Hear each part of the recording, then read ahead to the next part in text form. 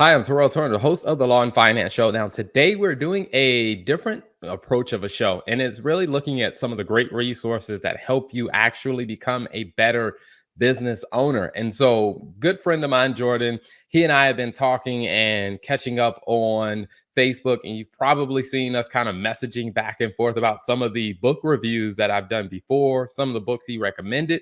So, today we're going to be talking about the E Myth Revisited and how that applies to law firms. So stay tuned for today's show.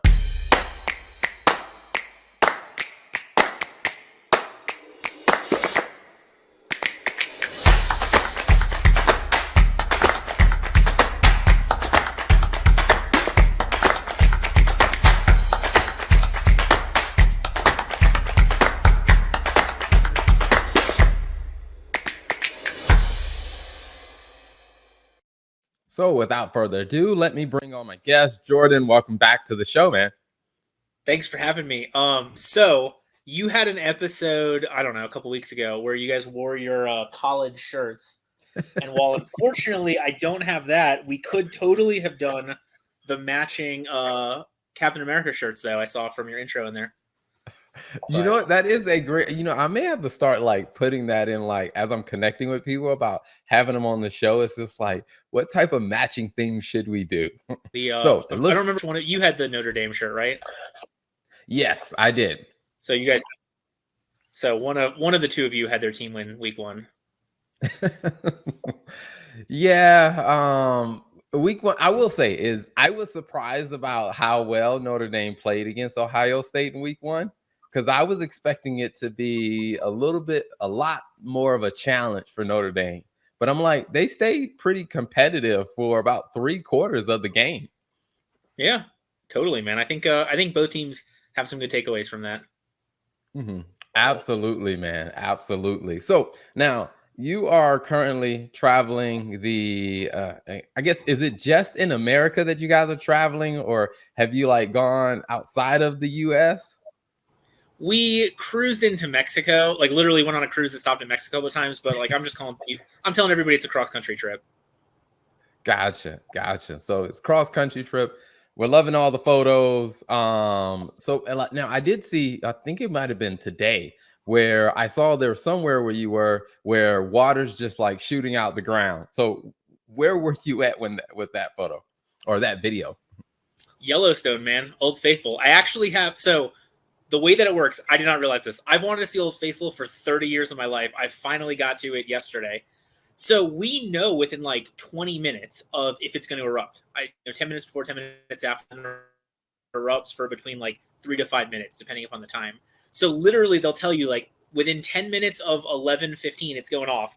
So I have a 20-minute video that I started 10 minutes beforehand, and so it erupted whatever it was 5 minutes after the time plus the whole of it. And it's so funny because like if you go through it, you can see like there's a couple of small things, and people are like, "Is that it?" And other people are like, "No, no, no, just wait, just wait." And then finally, it's like. So highly recommend it, and it's crazy that you have this gigantic geyser over a active semi-active volcano that we know within like a 10-minute window when it's going off. Wow, that is impressive. I will say, even just from listening to it, to where the audio of just like, man, that had to be so much more impressive to be there in person, to like just hear it live. Cause I'm like, I'm sure we're getting like a toned down volume version of what was happening. Totally. And so I figured I've read something that you sit about 300 feet away and that the geyser goes between 90 and 180 feet. So I sit there and I try to figure out like, okay, if we're this distance, I need to have my camera here. And then the thing went off and I grabbed my camera and I was like, all right, it's a lot higher than I thought it was going to be. Like, there we go. So if anybody wants to watch the full 20-minute video, at some point I'll post it. But I think the 15-second clip is enough for most people. Gotcha. Awesome, man. And I think one of the things that I have found to be very impressive of observing, how you and your family are doing this traveling is at the same time that's happening is you still own and run businesses. I mean, which is why I think the E-Myth Revisited is like a great topic to talk about because some of those things that he talks about in there, you've probably lived that journey firsthand and are on the back half of like some of the stuff he shares there. So I think there's a ton of lessons to learn there. But before we jump too far into the details, when did you first hear about this book? Oh, oof. Probably before I started my firm, if not pretty soon thereafter. And of course, being a stubborn idiot, I didn't read it nearly as early enough as I should have. So you are totally correct. I just made a lot of the mistakes that in the book he's like, "Hey man, just don't make these mistakes. Real easy." So my bad, but I fixed them since. I think that's always a very interesting thing. Like when you read different books and you hear them talk about, well, this person did this and these are the problems that they face. And I'm like, why didn't I like pay attention to that like before I like did the same thing? And to be fair, look, Michael Gerber, who wrote the book, has a really cool story of him making not necessarily a ton of mistakes, but like taking a while to find the right job for him. And so, you just gotta sometimes you gotta sit back and just hope that you're enjoying the journey rather than just being so focused on the destination. Absolutely, absolutely. So now I want to talk about like, some of the concepts that it talks about in the book. So because there are a lot of people, because I will say I found out about the book maybe like 2 years ago. Like I was interviewing someone on one of my shows. They made this reference to this book, and I was like, what the heck are they talking about?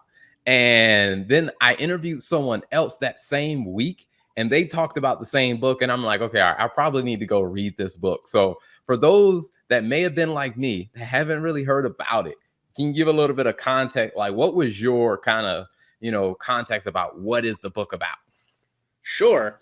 So the E myth is the entrepreneurial myth. It is the myth that you will start a business and be awash in cases and be trying to figure out how to buy your third yacht and your second private jet and whatever. And he really sits in on one, crushing that myth, very hardcore, but then two, like actually explaining to you how to make it a truly viable company, versus just assuming that, the field of dreams, right? If you build it, they will come, is not going to be the case. One of the things that I find to be interesting with that, as I was reading the book, is that typically having a good grasp of the numbers will kind of give you that reality check. But what I find is that a lot of accountants that I talk to are like still suffering from the myth of like owning a business, to where it's just like this thought of like, hey, I'm going to start the business. I'm going to put up a social media post, tell people I'm doing taxes, and then thousands of people are going to show up because they just need me. And it's just like, okay, good luck with that one. Dude, there's 1.3 million lawyers across about 400,000 law firms. So if you figure for the most part, you're talking about 3 attorneys per firm. So then potentially at most about 1/3 of attorneys actually need to market to keep the lights on. Whether they actually do it correctly or not, I have no idea. But it's the same. It's the same there. There's plenty of marketing companies that have no idea how they're marketing. There's plenty of law firms that don't know how to practice law, but that's thankfully something we don't see nearly as much as the marketing problem.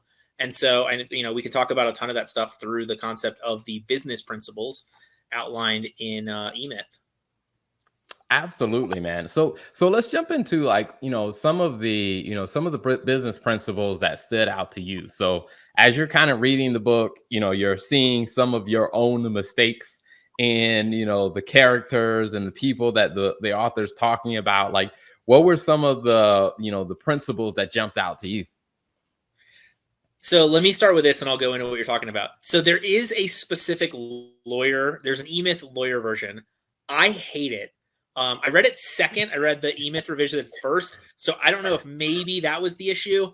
But I always suggest everybody just read the one that we're talking about here, the eMyth Revisited, the non-lawyer one. The main story deals with a pie shop, and trust me, your law firm is a lot more comparable to All About Pies than you think. So don't be afraid to dive into that one versus the lawyer-specific one.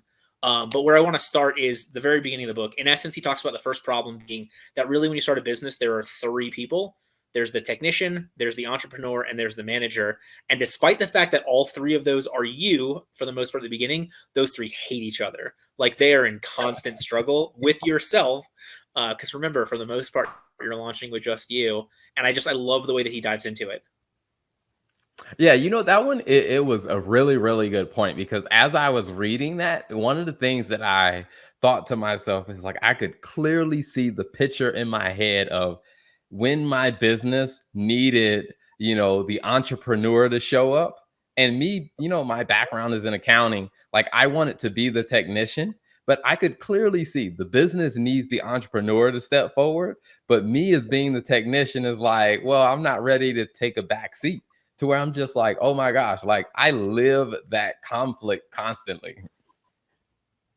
Yeah, and look, and I think the way that you mentioned conflict. Like, I think it's always going to have some conflict, but the stronger of a foundation you build, the more that's like, well, do I want to work more in this part of it or in this part, or that like it becomes less of like a bloody battle than just a viable decision between a couple of different options. Mhm.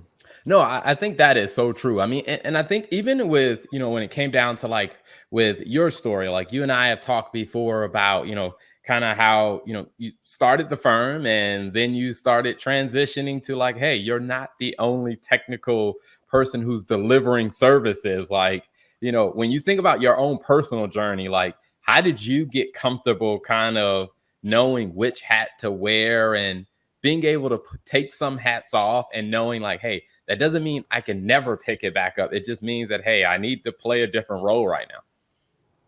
So let me set the let's set the stage a little bit. So remember, we've got these three people, right? So our technician in this case is the lawyer. This is like, I am God's gift to civil litigation, person, whatever it is. That's that part. The entrepreneurial part is like, hey, I've hated every freaking boss that I've worked for, so like I'm launching my own. Like, let's see what happens. And then the manager is the one who's like, hey guys, we actually need to do things like taxes need to be paid, probably need malpractice insurance. Like, there's all these real things that a business needs. And so for me, I realized that I was a good technician. I was a good tactician or good technician. I came out as a prosecutor, started in criminal defense, so it was a little bit of a switch, but not much. So I knew I was good there. And then my wife was a PD and worked in private criminal defense, so I had like that part down. And then the problem though was I was like, all right, well now I need the manager side. Never made any attempt to be a manager at the beginning in terms of that stuff. Probably still am a terrible manager. I like to think I'm a good leader though. But from the entrepreneurial side, I was like, I need to learn some of entrepreneurial stuff, which for me really became marketing, hence legalese, because I was like, I need cases. I need the phone to ring. I need people to come in. I need people to hire me. And when I became a little bit smarter, I need the right people to hire me as opposed to just anybody. And so really for me, it was just that big decision to truly commit to like the entrepreneurial hat. You know, technician Jordan's not on a 13-month road trip. Manager Jordan has never existed, but is definitely not on a 13-month road trip. But entrepreneurial Jordan can go on a cross-country voyage with his wife, who is more of a technician. She just flies back to Orlando when we need to handle stuff in person for cases. And then manager wise, like we have managers and we have systems that manage a little bit more than anything else. So those will operate, the system runs 24/7 or whatever, Monday through Friday, 9 to 5. I think that's a very important point that, like, when you bring it up that way, because one of the things that I've talked to some people who have read the book is they start to feel like, well, I need to forever play all three of these roles. And they seem like to never get comfortable that, hey, maybe your cash flow gets to a point where you can hire someone to be the manager. So you never even have to pick up that hat. Like, was that kind of your initial thought, or is that something like you eventually grew into, like recognizing that Jordan, the manager, probably doesn't and will never exist? That's a great question, man. I think I would probably have to be like, I tried it so many times and I hated it every time, and I never really got comfortable in that like true managerial role. Like I guess we're not talking about traction, but like I am a true visionary. Like I will float away into space looking at things regardless of any of the weeds. Which I think lends itself more to the entrepreneurial role like Michael Gerber talks about versus Gino Wickman and traction. So for me, it was really like I would fight against my innate desire or innate interest or innate skills until I finally like read a book that gave me the power to be like, oh wait, it's okay to hate this stuff. You hire somebody to do it. You build a system where it doesn't need it, and I think I sort of had to walk. I would like Andy Dufresne, right? Like I had to walk out of or tunnel my way out of the jail before I could hang out on the beach with Morgan Freeman. Gotcha. Gotcha. One of the things I found interesting with my kind of journey was that I started off, I feel like I was trained to be a technician as an accountant. But once I started like leading my business, the entrepreneurial side is where I'm like, I feel more drawn to that, to where then my focus was, how do we get cash flow stable enough for me to hire technicians so that I can spend more time on the entrepreneurial side? And I think, from talking to different people, one of the things I've told them is like, even as I've read in the book, is that it's okay to grow out of a certain role in different phases of your business or phases of your life. And I'm curious for yourself, it's just like, do you feel like at any point did you grow out of being the technician into the entrepreneur, or did your, I guess you say, external situation just kind of force you out of the technician and more into the entrepreneur? Great question, man. So, look, for me, like I said, I started out as a prosecutor. I did criminal defense for 3 or 4 years after that before we moved into PI. So, in those like 3 something years as a prosecutor, 4 something years as criminal defense, so let's call it 8 years, I had more colleagues who died in their office, committed suicide, OD'd, had a stroke, heart attack, whatever, than who retired. And so from my standpoint, I was like, what's the commonality? The commonality is all of these people are trying to be the entrepreneur and the manager and the technician, and they're doing all this work and they're working 60, 70 hours a week and they're doing a great job for their clients, but that doesn't leave time for themselves.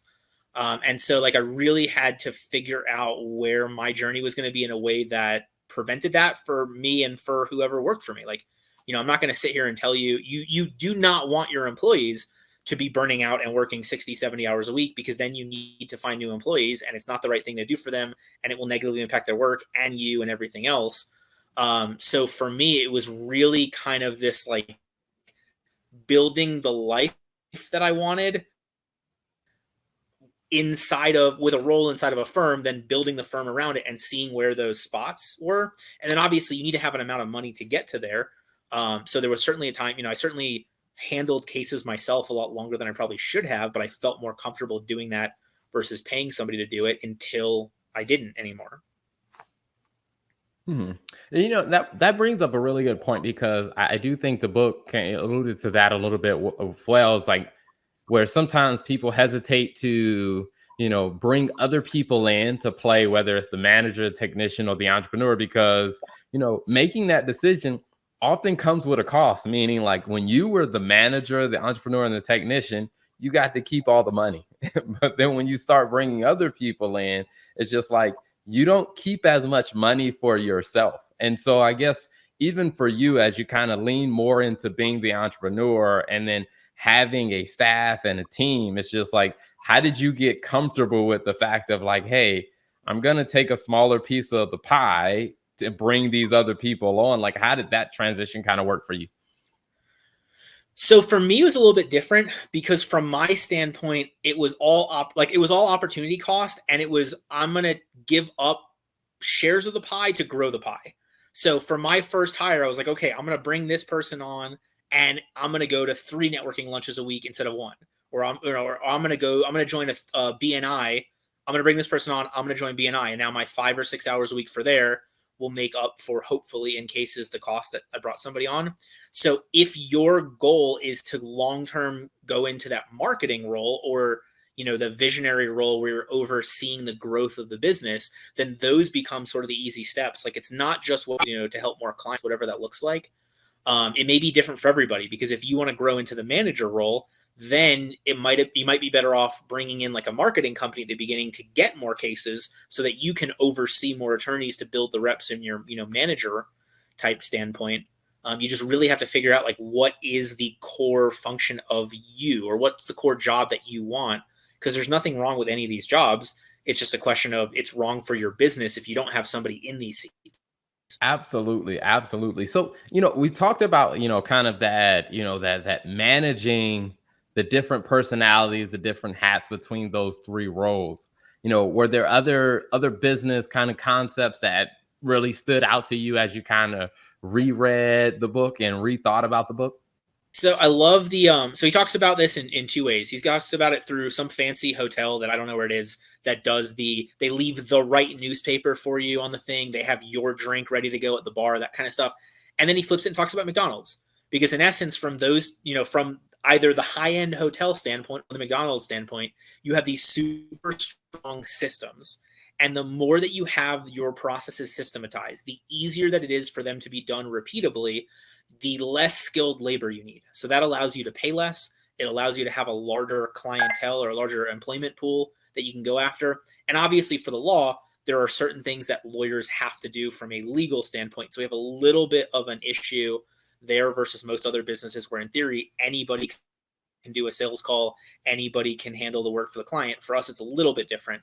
But ultimately, the more that you have those strong systems in place, those strong policies, procedures, SOPs, whatever you want to call them, the easier it's going to be for you to grow in the right manner. And so I love his concept of like really getting into the job, figuring out everything the job entails, getting it documented, and then passing that job off onto somebody else, going up to a higher level, doing the same thing in that job, going up to a higher level, etc., until you are in the right role, whether that's the CEO of your own business or whether that's not even being, a true turnkey business that doesn't need you on anything.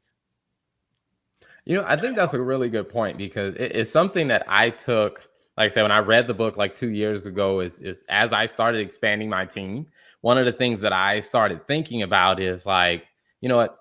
I need to do this role long enough to understand the process and document it, and then figure out, okay, all right, is there someone better on the team to do it? Like, is it repeatable? And it's one of those things that I found of, like, as I started doing that, we were able to grow and to scale more. Now, one of the things that we're going through now is, as I have more people on my team, is like trying to get them to understand, like, hey, some of the stuff you're doing, you won't always be the person that does it. So we want to do it in a repeatable way. Like, as you kind of expanded your team and added more people, do you find that people kind of come ready to accept that mentality of like, hey, how do I do this in a repeatable way? So if I'm no longer the person doing it, the person who comes behind me can keep it going. Great question. So the short answer is you're not going to get that out of everybody. But the longer answer is the ones who understand that are the ones who are going to move up, and the ones who don't are always going to stay at that level. And look, I want to be very clear.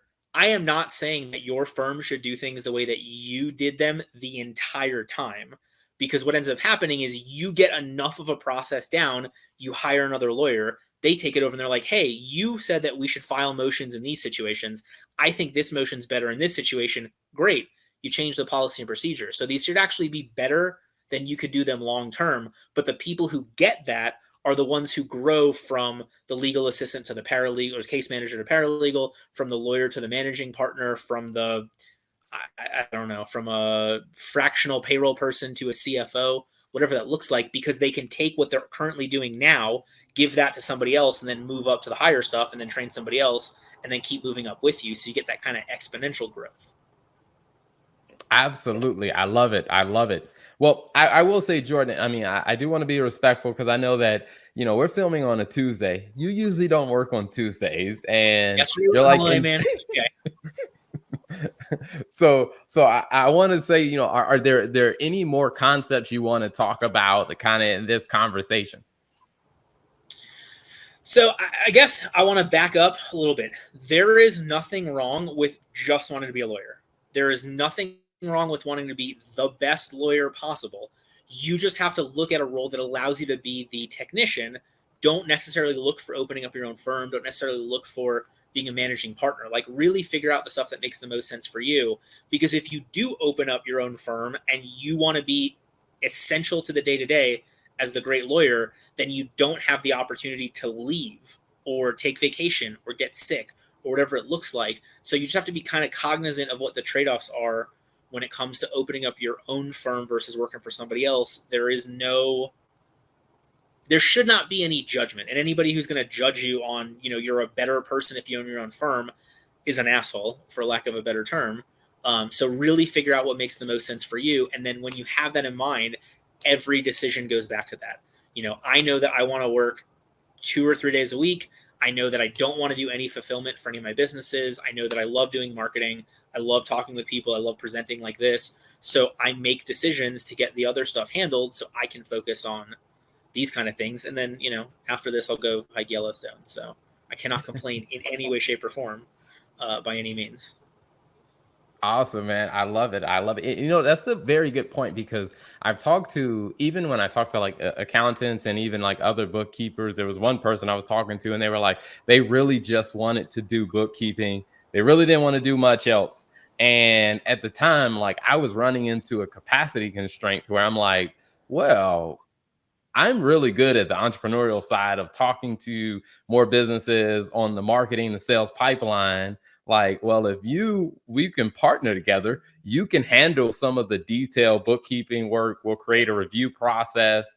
And I think for them, it was like a match made in heaven for them because they were like, well, you mean to tell me you're going to do the sales calls and I don't have to do all that again? It's just like, for them, I think of them finding like, hey, here's how I want to show up and play a role in this whole, process. I want to be a technician. And I think it's just, when you find people that can be comfortable to say, hey, I just really want to be a lawyer. I don't want to, I don't want to run a 10 million or 20, $30 million firm. I just want to be a lawyer, make a comfortable living. And I'm just like, what? I have so much respect for people who understand themselves to come to that conclusion.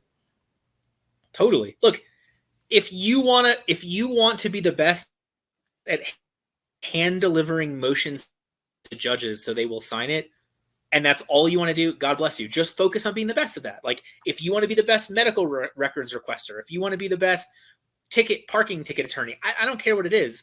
Find that thing and really commit yourself to it, because that will make you make 10,000 other decisions to actually get in that spot, as opposed to sitting here thinking my parents will be very disappointed with me if I don't open up my own firm, or my law school friends will think less of me if I'm only making $75,000 a year. Like whatever external bullshit that we put in place to make ourselves unhappy forces us into so many other difficult decisions, as opposed to getting clarity by knowing what you actually want. And I think that's kind of the huge part of his book. Obviously, he's incentivized for you to want to run a very large company so you can hire whatever E-Myth worldwide or something like that to help you get to the next step. And that's totally fine. So that's why I think like this book should be read by people that want to grow a firm that does not need them on the day to day, because that's, the techniques in here and that's the purpose of it. But whatever you end up wanting to do, great. I just want you to be happy. That's really my big push. Awesome. I love it. I love it. Speaking of being happy, how is your family enjoying the traveling throughout the cross country trip? Dude, we're having a blast, and I'm sure. So my son turned 4.5 4 days ago. I'm still really interested to see how much of this he remembers long term. But in the day to day, he's like, oh, we get to go to a new zoo, we get to look at a new hotel, we get to go on a new hike, I get to go see a new pool to go swim in, whatever it is. So I know he's having a blast in the intervening, and then obviously, my wife has only had to fly back to Orlando inconveniently once, and it was for her one free pro bono case. All of our normal guy cases have done a phenomenal job. Thank you to all the judges and opposing counsels and clients that have let us, loop it around the rest of this trip. So we're having a blast. Highly recommend it for anybody who can do it. There's a ton of this country to see, even in the 4-hour drives between the major cities that people actually go to. You never know what you're going to come across. Awesome, man. I love it. There was one video where I saw where your son was jumping off of a pier into the water. Where were you guys at that point? That was in Twin Falls, Idaho, on a Dirks Lake, right next to Shoshone Falls. Maybe it's in Idaho Falls or Twin Falls, but right next to Shoshone Falls was on there. And that was, so we were in Orlando before that to help with a bunch of the judge races. So he went up to my in-laws in Savannah. So that was the first time he got really comfortable swimming underwater. Like he's a good swimmer, but before that, he'd always keep his head above water. And so that pier was awesome because he was just like diving in and going and coming back up. And there's like, that split second in the parents' mind were like, please back up, please come back up. And then of course he did, he was so fine. And, it was what it was, but yeah, we had a blast. Awesome, man. I love it. I love it. And I know you're on a plan of reading, several different books, and I mean, you're constantly growing and consuming so much great information. For those that don't know, kind of what's been like your goal of how many books or how frequently are you trying to get through these? It's a good question, man. I did not. So I can't tell you how many books I finished since law school, which at this point was over 10 years ago. Maybe I don't even think I averaged one a year until this year. And I was like, you know what? I'm just gonna read more. We're on flights. We're doing all this driving. Like, let me do it. And then I actually ended up getting audiobooks on our from our library and Audible. And so I think I'll end up hitting like 24 for the year, which would be two a month, which sounds like not that much, but also sounds like a ton, depending upon, like I will easily double the amount of books I've read in the last decade just in this year, with no doubt about it.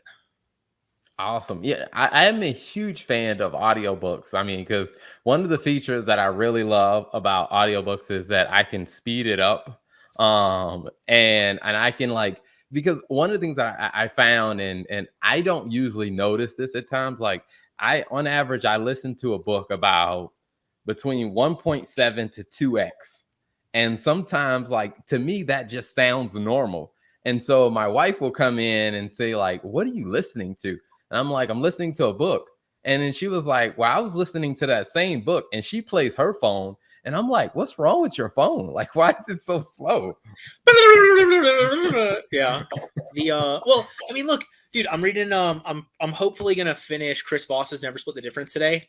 Amazing, amazing book. He's a hostage negotiator with the FBI, writes this book about negotiation strategy that applies to like hostages to my 4-year-old. Like I've used the same tactics to get him to go to bed as Chris Voss did with, whatever terrorist agency in some other country. But like it's a 6.5 hour book. So at 2x, it's like 3 hours and 15 minutes. So it's like two movies or one really long movie, and you knock out a whole book. Absolutely, man. That was a really good book. When I listened to that one, I think like the way the book gets set, the stakes are very high because he actually walks you into a hostage negotiation situation. So I would say to anyone that's reading that book, like that's a good one to add onto the list as well. But yes, and not but yes, and he talks about using how questions and what questions instead of why questions. And no joke, I was like, I'm gonna try this on the 4-year-old, like flat out, because for so long, why blah blah blah, because is not an answer. So now I'm like, how could we have done this better? What about this did you enjoy? And I swear to you, he has answered questions so much more directly. So thank you, Chris Voss. You may have used it on ISIS, but it works on a 4-year-old. So like, just throwing it out there. Good, worthwhile use of 3 hours of my time. Awesome, man. Well, Jordan, definitely thank you so much for coming on. But before we wrap up, when you're thinking about, this amazing book, like I said, E-Myth Revisited, there's a lot of different things to, to capture in that book. So if someone were to say, hey, I heard the conversation you and Terrell were having, like, hey, if you had to tell someone, talking to a lawyer and just say, hey, here's one really big takeaway that you should keep in mind when you read this book, what would that be for you? Make sure that you are documenting how to do everything, because if you're going to do it yourself for the entire rest of the time, fine, you've got a checklist, but as you go to hire people, you have something to hand them to make sure they do it. As you invest in a case management system, you have task lists and workflows, whatever you want to call them, to put in there. Like really seriously document what you're doing as you're doing it now, because the busier you get, the less time you'll have to be able to document, and then you'll be too busy to train somebody, and then you'll drive yourself nuts. And I know this sounds like so many of you, because I used to be that, and I talk to lawyers all the time. They're still going through it, but like seriously, just consistency is going to be so huge for everything that you do. Awesome. I love it. And then also, you mentioned legalese. Where can people find you online? Like they want to see more of the awesome things you're doing. They want to learn more about your firm. Like where should they look for you online? Sure. If you want to learn really good, helpful stuff, we've got legalesemarketing.com, or we've got my LinkedIn. If you want to see me travel across the country and see really cool stuff, then you want to follow me on IG at Lawyer with a Life. Awesome. I love it. Well, Jordan, again, thank you for tuning in. Thank you for joining us on a Tuesday. And you know what? All the best. Keep having fun on this trip, man. It was great having you on. Thanks so much for having me. If you're looking for ideas on how to manage and grow a profitable law firm, this Facebook group is perfect for you because every week we are featuring conversations with successful lawyers and businesses related to law firms on tips, ideas, and technology that are helping many people grow and manage a profitable law firm. So if you're looking for great tips and ideas, you definitely want to click the link below so you can join the conversation and be part of the Law Firms and Finance Facebook group.